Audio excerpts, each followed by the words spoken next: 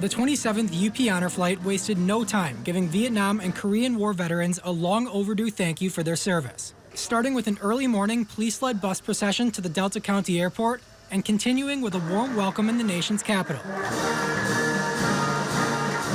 All the attention we got and stuff, it just, during the Vietnam War, when everybody got home, they weren't welcome. You know, it was kind of a sad situation. They were protesting it, but the guys were most of them were drafted. But you know, we got here and it makes up for it with the guys. That was just one memorable moment for Navy veteran Harry Hagelin. A visit to the Navy Memorial followed the morning's first stop at the World War II Memorial. Then, one of the most powerful moments of the day for many. And these soldiers, I know what they went through. It was hell because it was cold and they didn't get the supplies. Army veteran Robert Adams was in the military during the Korean War. While he never went overseas, his first time seeing the memorial built to honor comrades who served in those years was decades in the making. And I've heard a lot of people talk about it. It's a beautiful sight. And at the Vietnam Veterans Memorial, the experience was even more personal for some. The one that they had in Marquette, that was special too.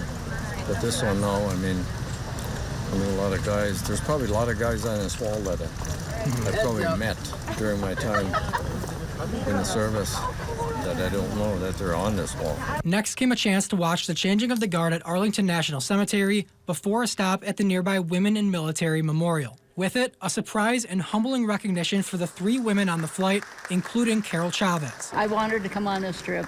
I volunteered to come on the trip. So whatever is happening, I guess is what's supposed to be happening. The time in D.C. wrapped up with stops at the Air Force Memorial, Marine Corps Memorial, and 9/11 Pentagon Memorial. Finally, the emotional and well-earned return home that many never received.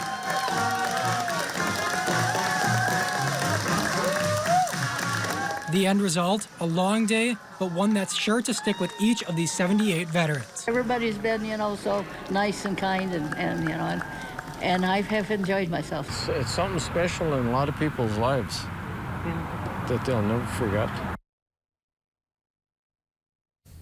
Wow, what an amazing experience. Brady, can you kind of give us your thoughts as you were on that trip, as you look back and you see your work, and you were there in the moment. Is there anything that when you saw your package that kind of sparked the light bulb, like, oh yeah, I remember that, and that was a really nice moment that I experienced? Yeah, well, the thing I was trying to highlight with that story is that these honor flights happen, I think usually 2 a year, but they are often similar. They see a lot of the same things, but they're different, and it's because of the people who are on them, and they react to the things they see in different ways. And I wanted to highlight that even though it's something that happens, it's a recurring thing that happens, it's different because of those people. A lot of different perspectives, with the people who you interview, seeing something that they never saw before and getting emotional. How was that experience, seeing people being vulnerable in that moment? Yeah, it's really cool because I talked to a Korean War veteran, a Vietnam War veteran,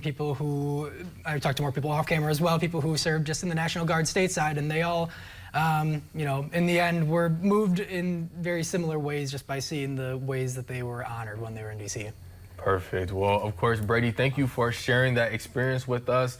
Guys, we have to take another commercial break, but when we come back, there's more UP Honor Flight because we have the president coming in to talk to us about what you may need to know if you want to be on the next UP Honor Flight. So stay with us. We'll be back in 3 minutes.